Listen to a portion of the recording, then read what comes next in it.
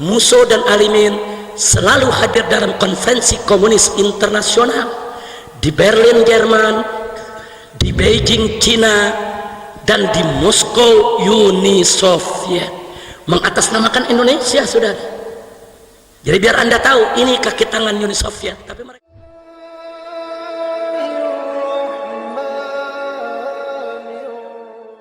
singkat cerita, menjelang kemerdekaan Republik Indonesia tahun 1945, tokoh-tokoh nasional bersama para kiai kita kumpul musyawarah, saudara, untuk merumuskan bagaimana kelak bentuk dan dasar negara Indonesia jika merdeka, saudara. Siapa yang terlibat di sana? Satu, almarhum wal maghfurullah Kiai Haji Abdul Wahid Hashim, putra pendiri NU, Hadratus Syekh Al-Alimul Allamah Kiai Haji Hasim Asy'ari radhiyallahu taala anhu wa an jami'il muslimin. Tokoh nomor satu NU hadir, saudara, dalam musyawarah untuk melahirkan NKRI. Yang kedua adalah almarhum wal maghfurullah Kiai Haji Abdul Qahar Mudzakkir, pimpinan Muhammadiyah ketika itu, saudara. Dan yang ketiga adalah almarhum wal maghfurullah Kiai Haji Agus Salim, yang ketika itu menjadi pimpinan Sarekat Islam, saudara.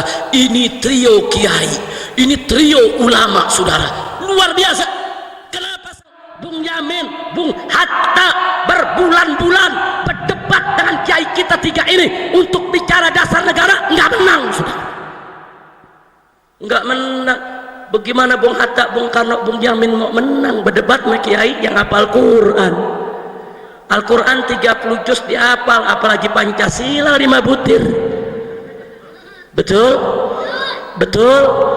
Makanya nggak menang, saudara. Bung Hatta, Bung Karno, Bung Yamin ngotot Indonesia harus menjadi negara sekuler, saudara.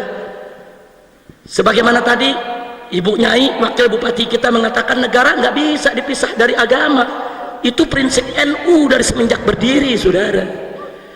Ketika itu Bung Hatta, Bung Karno, Bung Yamin minta negara-negara, agama-agama, politik-politik, agama-agama nggak boleh ada, ini harus menjadi negara sekuler. Ditentang oleh Kiai Haji Wahid Hasim, ditentang oleh Kiai Haji Agus Salim, ditentang oleh Kiai Haji Abdul Qahar Mudzakkir. Tiga ulama ini bersatu, saudara, supaya Indonesia lahir tetap ada di rel agama. Akhirnya mereka berhasil bahwa Indonesia negara berdasarkan ketuhanan. Bahkan ketika itu, saudara, pada tanggal 22 Juni tahun 1945 yang disepakati oleh para founding father, para pendiri bangsa Indonesia adalah Indonesia berdiri atas dasar ketuhanan dengan kewajiban menjalankan syariat Islam bagi pemeluk-pemeluknya, tidak dipaksa buat orang di luar Islam. Tapi pada tanggal 17 Agustus begitu kita merdeka, Jepang tidak terima ada syariat, saudara. Ditekan Bung Karno, ditekan Bung Hatta, ditekan Bung Yamin supaya syariatnya dihapus, saudara. Akhirnya tanggal 18 Agustus digelar lagi sidang. Sayang sejuta sayang, saya harus kabarkan kepada masyarakat NU yang ada di Tegal, begitu dikelar musyawarah kembali, trio ulama enggak diundang lagi, saudara. Kiai Haji Wahid Hasim tidak hadir, Kiai Haji Abdul Qahar Mudzakkir tidak hadir, Kiai Haji Agus Salim tidak hadir. Kenapa mereka bertiga tidak diundang? Karena Bung Hatta, Bung Yamin, dan juga saudara Bung Karno, mereka tahu kalau tiga kiai ini diundang enggak menang berdebat, saudara. Mereka udah tahu kok, berbulan-bulan berdebat sama kiai soal dasar negara, saudara, enggak menang. Akhirnya ketuhanan diganti, ketuhanan dengan kewajiban menjalankan syariat Islam bagi pemeluk-pemeluknya, dengan kewajiban dan seterusnya dicoret, dihapus, saudara. Hanya tinggal ketuhanan. Tapi ketika itu orang-orang NU yang hadir, walaupun tidak sekaliber Kiai Hasim, Kiai Wahid Hasim, orang-orang Muhammadiyah yang hadir termasuk Ki Bagus, saudara, mereka protes, mereka tentang, terjadi perdebatan. Akhirnya kelompok Islam mengalah, tapi dengan syarat boleh dihapus dengan kewajiban menjalankan syariat Islam bagi pemeluk-pemeluknya, tapi syarat ketuhanannya ditambah yang Maha Esa. Bung Karno setuju, Bung Hatta setuju, saudara. Begitu juga Bung Yamin. Jepang juga nggak keberatan, saudara. Inilah, saudara, inilah pertolongan Allah. Wayam kuruna wayam kurullah wallahu khairul makirin. Mereka berusaha menghapus syariat dari dasar negara, dihapus, tapi tanpa mereka sadari syariat dihapus, tauhid yang datang, saudara. Saya mau tanya, ketuhanan yang Maha Esa, saudara, siapa Tuhan yang Maha Esa? Jawab yang kompak, siapa Tuhan yang Maha Esa? Siapa Tuhan yang Maha Esa? Siapa Tuhan yang Maha Esa? Syariat dihapus, gantinya tauhid, saudara. Subhanallah. Jepang nggak sadar, saudara. Syariat hilang, diganti tauhid, naik pangkat, saudara. Alhamdulillah. Itu cerdasnya orang NU dulu, itu cerdasnya orang Muhammadiyah dulu, itu cerdasnya para kiai dulu yang berjuang untuk mendirikan negara Republik Indonesia. Bagus tidak? Bagus tidak? Saya tanya, kalau begitu jasa NU dalam mendirikan NKRI besar tidak? Besar tidak? Nggak bisa dihapus dari lembaran sejarah, saudara. Tanpa NU jangan mimpi NKRI ini hadir. Tanpa NU jangan mimpi Pancasila itu ada, saudara. Tanpa NU jangan mimpi dasar negara kita ketuhanan yang Maha Esa. Dengan izin Allah Subhanahu wa Ta'ala, dengan rahmat dan berkahnya, NU Muhammadiyah Syarikat Islam saat itu bersatu untuk melahirkan NKRI yang berdasarkan ketuhanan yang Maha Esa. Sekali lagi bersyukur, alhamdulillah. Kira-kira jelas tidak? Nah, saya mau tanya, ada PKI ikut rapat? Enggak ada. Ada PKI ikut musyawarah? Enggak ada, saudara. PKI udah bubar. Musuh Alimin ada di Soviet, saudara. Enggak ada mereka ikut merumuskan lahirnya negara kesatuan Republik Indonesia. Enggak ada PKI ikut rapat, enggak ada PKI ikut musyawarah, enggak ada PKI ikut sidang melahirkan negara. Tidak ada. Yang melahirkan negara Republik Indonesia adalah saudara Kiai Haji Wahid Hashim, Kiai Haji Abdul Qahar Muzakir, Kiai Haji Agus Salim, Bung Karno, Bung Hatta, Bung Yamin, dan kawan-kawan yang ikut dalam sidang BPPKI, saudara. Itu yang melahirkan Republik Indonesia. Tidak ada PKI. Kira-kira jelas tidak? Paham tidak? Alhamdulillah. Ada PKI ikut dalam melahirkan Republik? Ada, saudara. Lanjut. Panjang ini. Lanjut jangan. Udah malam.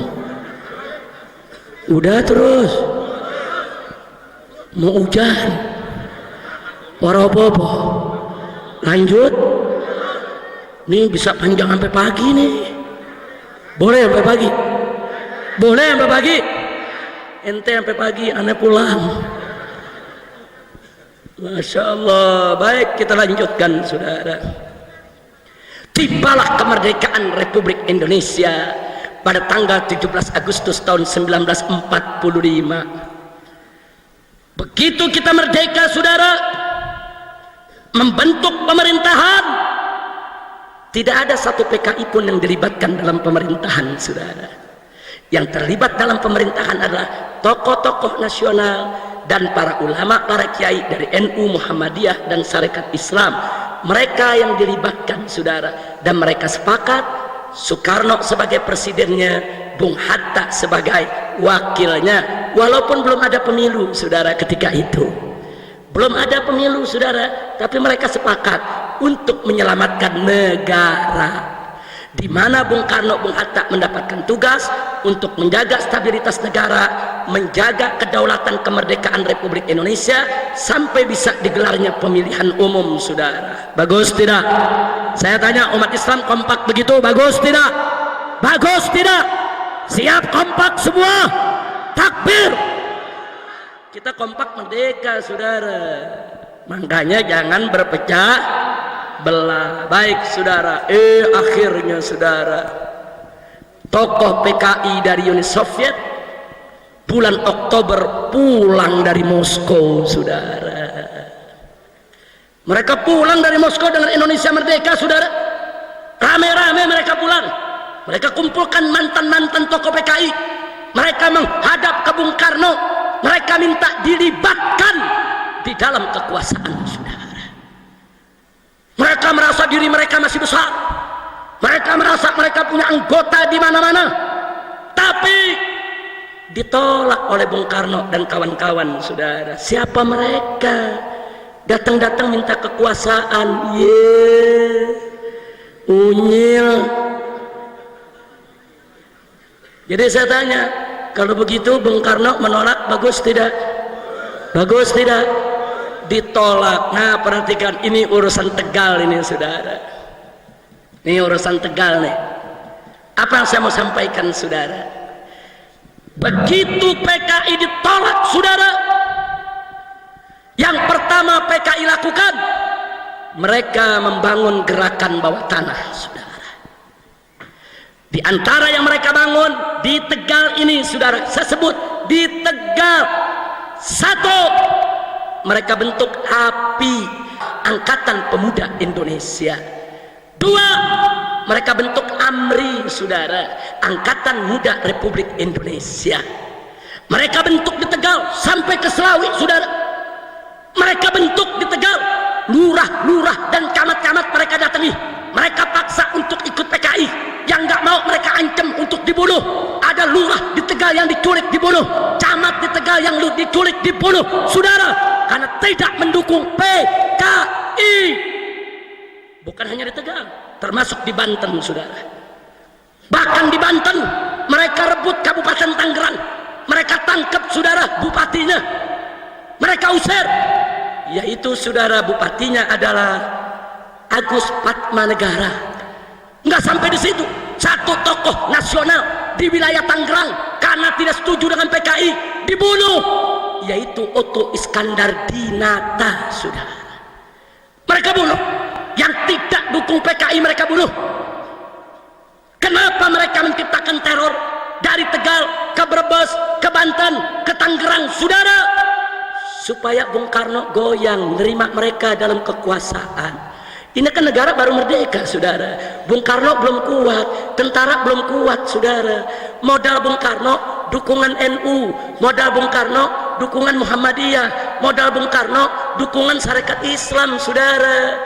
Tentara nih masih baru-baru dibentuk, saudara. Dirongrong. Akhirnya tanggal 21 Oktober tahun 1945 PKI mendeklarasikan diri kembali di Indonesia, saudara. Dia berdiri lagi sebagai partai, nggak bisa dilarang. Dia lawan Bung Karno. Begitu bulan Oktober tanggal 21 berdiri, saudara, Bung Karno tetap tidak akui mereka. Akhirnya PKI merebut Keresidenan Pekalongan, saudara. Mulai dari Brebes, Tegal, Comal, Pemalang, Pekalongan, Batang dikuasai oleh PKI. Tentara-tentara di Tegal ditangkepi, lurah camat di Tegal ditangkepi, dibunuh, kiai-kiai coba melawan, disembelih, saudara. Nggak main-main, saudara. Supaya Anda tahu apa mereka lakukan. Kenapa mereka begitu, saudara? Kenapa mereka begitu? Kenapa mereka lakukan itu semua, saudara? Bahkan Bupati Lebak, Raden Hardi Winangun, saudara, mereka bunuh, mereka sembelih. Kenapa mereka lakukan? Mereka menekan Bung Karno supaya mereka dilibatkan dalam kekuasaan, saudara. Dan akhirnya mereka berhasil, saudara. Tahun 1947 Bung Karno berunding dengan PKI. Akhirnya sepakat, presidennya Bung Karno, wakil presidennya Bung Hatta, dan perdana menterinya adalah Amir Syarifuddin, tokoh PKI. Amir Syarifuddin Harahap, saudara, asal dari Sumatera Utara tapi berkawan akrab dengan Musso dan Alimin, saudara. Dia menjadi perdana menteri. Begitu jadi perdana menteri, nggak ada lagi lurah yang diculik, nggak ada lagi camat yang dibunuh. Loh, kok nggak ada? Kan yang nyulik dia, nah, kan yang bunuh dia, saudara. Makanya begitu mereka jadi, tenang, nggak ada penculikan, nggak ada pembunuhan. Artinya PKI dibangun dengan gerakan teroris, PKI dibangun dengan pengancaman, intimidasi, teror, pembunuhan. Kalau gitu saya mau tanya, kalau gitu PKI saudara, saya mau tanya, pejuang atau pecundang? Pahlawan atau bajingan? Enggak sampai di situ saudara, enggak sampai di situ. Cirebon mereka serbu, tentaranya mereka tangkapi, semua senjatanya mereka lucuti, sampai Istana Langkat di Sumatera Utara saudara mereka serbu, sultannya mereka bunuh, keluarganya mereka bantai, harta bendanya semua mereka rampas. Mereka halalkan untuk merampas harta benda siapa saja yang tidak sejalan dengan mereka. Insya Allah. Jadi PKI saat itu di Jawa Tengah cukup kuat saudara. NU di Jawa Tengah ketika itu cukup terjepit saudara, tapi NU tetap solid. Pembelaannya terhadap ulama luar biasa, khususnya para pemuda Ansor dan Banser saudara. Lanjut, para ulama marah, NU marah, Muhammadiyah marah, Syarikat Islam marah, protes. Kenapa PKI bisa menjadi Perdana Menteri saudara? Tapi Bung Karno menenangkan. Bung Karno ini orangnya baik, husnudzon, berpikir untuk negara. Apa kata Bung Karno? Kalau mereka bisa kita rangkul untuk kedaulatan negeri kita, kenapa tidak? Ini Belanda ngancam mau datang lagi. Jangan sampai nanti Belanda datang kita pecah belah. Sudahlah kita rangkul, yang penting kita bersatu untuk lawan Belanda saudara. Ingat, Bung Karno saudara ketika itu posisinya masih lemah, baru merdeka. Jadi Bung Karno harus berpikir panjang untuk tidak menciptakan konflik sesama anak bangsa saudara. Wajar, makzur, nggak bisa disalahkan saat itu putusan Bung Karno saudara. Jelas tidak? Tapi akhirnya PKI memanfaatkan kesempatan sepanjang tahun 1947 saudara. Begitu Amir Syarifuddin menjadi Perdana Menteri saudara, itu kepala-kepala dinas di pegawai negeri sipil diganti dengan kader-kader PKI, komandan-komandan polisi, komandan-komandan tentara diganti dengan kader-kader PKI. PKI masuk angkatan darat, PKI masuk angkatan laut, PKI masuk angkatan udara, PKI masuk ke pegawai negeri, semua angkatan PKI masuk saudara. Marah para ulama saudara, tapi ditenangkan oleh Bung Karno. Ulama minta supaya PKI ini kabinetnya dibubarkan, tapi Bung Karno nggak bisa kerjakan itu saudara. Tekanan PKI terlalu kuat. Akhirnya kesempatan itu datang tanggal 17 Januari tahun 1948. Pemerintah Indonesia melakukan perjanjian dengan pemerintah Belanda dalam perjanjian Renville saudara. Keputusannya merugikan Indonesia, merusak kedaulatan bangsa. Akhirnya ulama tidak tahan, rame-rame datang ke Bung Karno, termasuk Bung Hatta, mengancam Bung Karno, kalau kabinet PKI tidak dibubarkan, Amir Syarifuddin tidak diberhentikan, kami semua mundur dari kabinet Soekarno saudara. Karena diancam, Soekarno tidak punya pilihan.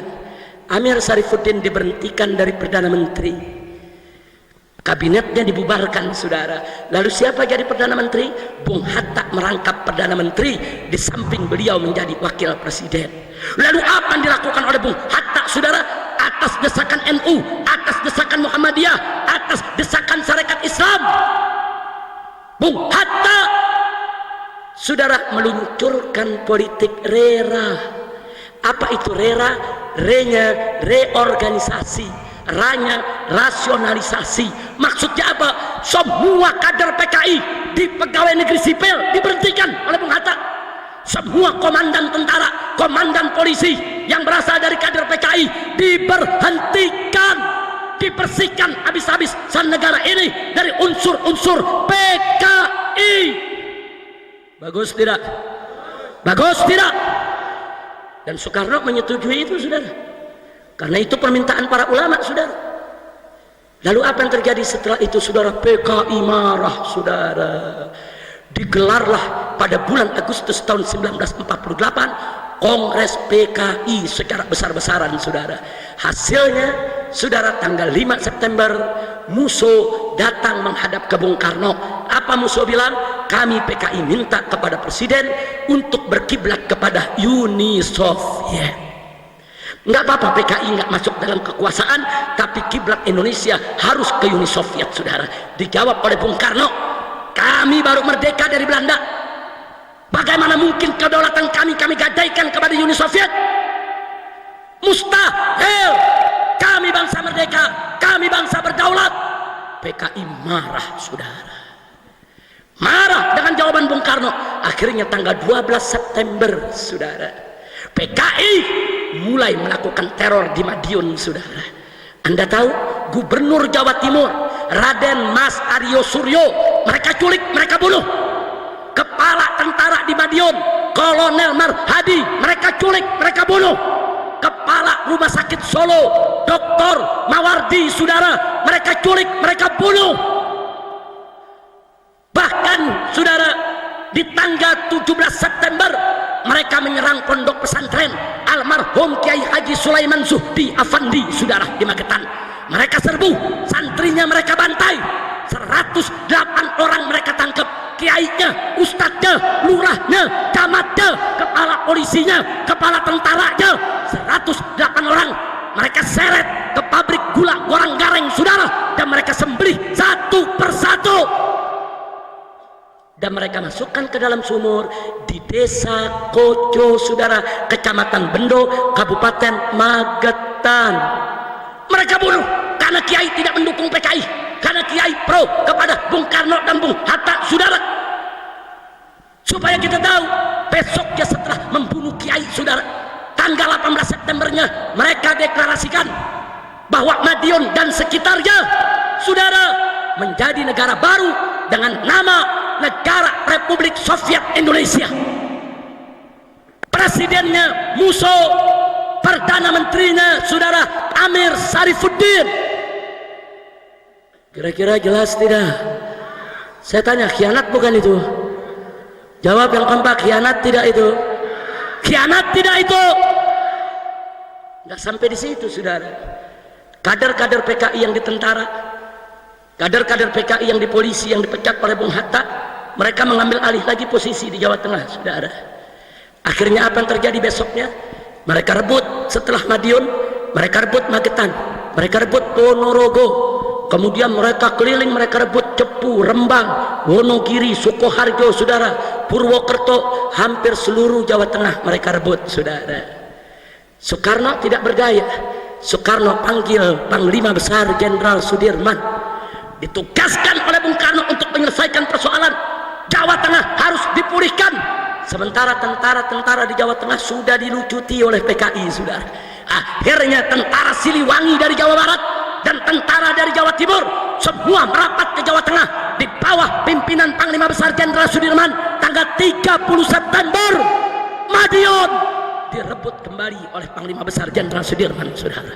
Dan akhir bulan November baru seluruh Jawa Tengah bisa dikuasai kembali oleh NKRI, saudara. Tapi apa yang terjadi? Begitu 30 September PKI terusir dari Madiun, mereka meluncur ke arah Magetan. Sepanjang jalan mereka bantai penduduk, sepanjang jalan mereka bunuh orang, sepanjang jalan mereka tangkap, mereka ikat, mereka seret, saudara. Ribuan orang mereka tawan, ribuan orang mereka sandera, mereka bawa ke pabrik gula Gorang Gareng dan ke pabrik gula Alastewu, saudara. Satu persatu disembelih, saking banyaknya yang disembelih, darah yang mengalir sampai ke betis kaki manusia, saudara. Ini PKI ini, saudara. Kiai dibunuh, pesantren dibakar, jenderal dibunuh, pejabat dibunuh. Ini PKI. Tapi alhamdulillah, saudara, bulan November Musso Alimin tertangkap dan dihukum mati, dieksekusi oleh tentara, saudara. Dan seluruh Jawa Tengah akhirnya bisa diambil alih kembali. Alhamdulillah. Saya mau tanya jujur, kira-kira PKI kalau udah begitu pantasnya dibubarin tidak? Jujur, jawab yang kompak. Bubarin jangan? Bubarin jangan? Khianat tidak? Zalim tidak? Biadab tidak? Tapi sayang, sejuta sayang, Bung Karno memutuskan tidak membubarkan PKI, saudara. NU protes, Muhammadiyah protes. Apa jawab Bung Karno? Yang salah kan yang di Madiun, PKI yang lain kan nggak terlibat. Jangan kesalahan sebagian oknum dilimpahkan kepada semua PKI. Itu alasan Bung Karno, saudara. Akhirnya PKI tidak dibubarkan, melainkan PKI menggelar kongres kembali tahun 50 dan mengganti kepemimpinan, saudara. Karena musuh udah dihukum mati, Alimin udah dihukum mati. Kali ini yang memimpin adalah DN Aidit, Dipo Nusantara Aidit, saudara. Dan satu lagi adalah Nyoto. Tahun 50, saudara, mereka menjadi pimpinan PKI. Apa yang mereka buat, saudara? Ini mereka habis berontak, habis bunuh orang, habis bantai kiai. Bagaimana caranya supaya rakyat melupakan itu, saudara? Mereka tahu rakyat cinta Bung Karno, rakyat hormat Bung Karno. Akhirnya mereka memakai politik, jilat habis-habisan Bung Karno, saudara. Mereka pakai politik menjilat, saudara. Mereka jilat, mereka banggakan Bung Karno, mereka puji-puji Bung Karno, segala program Bung Karno mereka dukung. Tidak ada mereka tolak. Siapa nyerang Bung Karno, mereka lawan habis-habisan, dan mereka berhasil mengambil hati Bung Karno, saudara. Akhirnya Bung Karno sangat akrab kepada mereka, sehingga akhirnya mereka diizinkan untuk ikut pemilihan umum pertama di Indonesia tahun 1955. Begitu ikut pemilu, mengejutkan, mereka menang jadi 4 besar, saudara. Ketika itu 4 besar partai, saudara, yang menang pemilu, saudara, NU, Masyumi, PNI, partainya Bung Karno, dan PKI. 4 besar. Saat itu, saudara, yang milih PKI 1.500.000 orang. Itu anggota PKI di Indonesia, saudara. Di tahun 55 mereka bisa bangkit lagi, saudara. Akhirnya setelah pemilu 55, saudara, di tahun 57 ulama melihat PKI ini berbahaya. PKI ini masuk ke kampung-kampung, menipu orang, menjebak orang, menyerang agama, saudara, menyerang kaum sarungan, menghina kiai. Akhirnya digelarlah musyawarah ulama Indonesia di Palembang pada tahun 1957, saudara. Hasilnya meminta kepada Presiden Bung Karno untuk membubarkan PKI. Tapi sayang sejuta sayang, permintaan para ulama tidak dikabulkan oleh Bung Karno, saudara. Alasan Bung Karno, PKI baik, PKI sudah insaf, PKI sudah sadar, PKI nggak melakukan kesalahan lagi, mereka dukung program kita semua, kenapa mesti dibubarkan? Akhirnya tahun 1958 segelintir tokoh agama bergabung dengan segelintir tentara yang kecewa kepada Bung Karno karena memanjakan PKI. Mereka mengoreksi Bung Karno dengan terjadi pemberontakan PRRI di Sumatera, saudara. Sebetulnya itu pemberontakan koreksi terhadap Bung Karno. Sejumlah saudara militer dan sejumlah tokoh agama nggak terima Bung Karno begitu manjakan PKI, begitu beri kesempatan kepada PKI. Tapi PRRI tidak kuat, saudara. Dia hanya sekedar koreksi, akhirnya bisa diatasi, saudara. Lalu apa yang terjadi, saudara, setelah itu tahun 1958, saudara? Nah, setelah terjadi pemberontakan daripada PRRI, saudara, tahun 58, saudara, PKI makin dimanjakan oleh Bung Karno. Bahkan di tahun 1960, boro-boro Bung Karno mau terima saran ulama dan kiai, bahkan Bung Karno meluncurkan politik Nasakom, Nasional Agama Komunis. Kiai di kampung-kampung dibujuk oleh Bung Karno, ini tujuannya baik, ini untuk persatuan, ini PKI sudah sadar, saudara. Ya, sebagian ada yang terbujuk dan terayu, sebagian lagi tidak, saudara. Di tahun yang sama, Partai Masyumi, itu singkatan dari Majelis Syuro Muslimin Indonesia, menolak politik Nasakom. Hasilnya tanggal 17 Agustus 1960 Masyumi dibubarkan oleh Bung Karno, sudah. PKI minta bubarkan ini yang nggak terima Nasakom, PKI bela Nasakom habis-habisan, sudah. Makanya tadi saya katakan PKI berhasil menggunakan politik ngejilat Bung Karno habis-habisan, saudara. Masyumi dibubarkan. Bahkan di tahun 1962 2 orang tokoh PKI diangkat oleh Bung Karno sebagai Menteri Besar Penasehat Presiden. yaitu DN Aidit dan Nyoto, saudara. Akhirnya tahun 1963 di dalam rapat kabinet, dua menteri PKI mendesak Bung Karno untuk mengganyang Malaysia, untuk perang lawan Malaysia, saudara. Tentara menolak, NU menolak, Muhammadiyah menolak, Syarikat Islam menolak.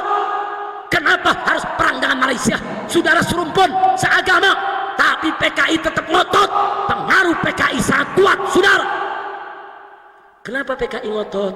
Karena ada instruksi dari Uni Soviet bahwa Partai Komunis Malaysia lemah, mau dibubarkan oleh pemerintah Malaysia, maka itu Malaysia harus digoyang. Kalau Malaysia digoyang, Partai Komunis Malaysia tidak bubar, saudara.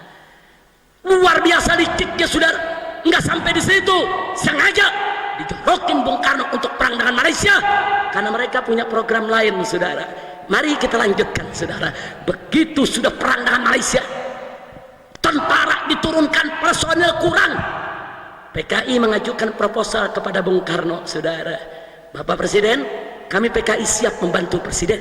Tentara kita nggak cukup, maka itu kami ajukan proposal, bentuklah angkatan kelima. Sudah punya 4 angkatan, ada angkatan darat, angkatan udara, angkatan laut, angkatan kepolisian. Kita perlu angkatan kelima, yaitu angkatan buruh dan tani, saudara. Buruh dan tani yang terdidik hanya buruh dan tani PKI, saudara. Buruh dan tani yang ngerti organisasi hanya buruh dan tani PKI, saudara. Dan Soekarno mengabulkan itu, saudara. Kalau Anda jalan-jalan ke Jakarta, mampir sebentar di Menteng Perapatan, saudara. Di sana ada patung tani. Petaninya bawa bedil laras panjang dan bawa pistol pendek di pinggangnya, saudara. Petani bawa pacul, bukan bawa pistol, saudara. Itu patung PKI yang dibuat di zaman Bung Karno sebagai lambang kejayaan PKI. Sampai hari ini patung itu masih tetap bercokol di Jakarta, saudara. Jadi kita bicara ada fakta, kita nggak bicara konon katanya, saudara. Buka sejarah, saudara. Lalu apa yang terjadi? GPII, Gerakan Pemuda Islam Indonesia, saudara, tidak terima, saudara, adanya angkatan kelima. Karena itu angkatan PKI. Akhirnya PKI marah, tekan Bung Karno, GPII dibubarkan, saudara. Jadi ulama minta PKI yang dibubarin ke Bung Karno, bukan PKI. Mas Umi, GPI, saudara, nggak sampai di situ, saudara. Bahkan di awal tahun 1964, Partai Murba itu partainya mantan-mantan PKI, saudara. Dulu mereka ikut PKI, setelah mereka lihat kelikikan PKI, kejahatan PKI, mereka keluar. Mereka bikin partai baru namanya Murba. Murba itu adalah musyawarah rakyat banyak, saudara. Disingkat Murba. Murba memberitahu kepada Presiden Soekarno, hati-hati angkatan kelima PKI untuk kudeta, untuk berontak. Supaya Bung Karno menolak, membatalkan itu program. Bung Karno nggak mau tahu. Akhirnya Partai Murba dibubarkan.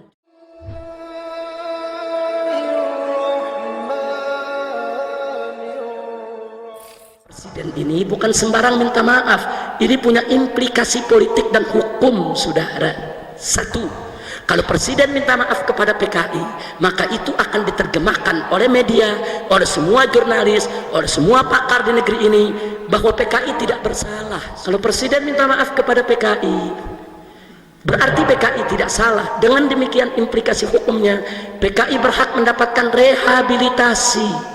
Apa itu rehabilitasi? Dikembalikan nama baiknya, dipulihkan kembali partainya, dan diserahkan kembali seluruh aset PKI yang pernah disita oleh negara.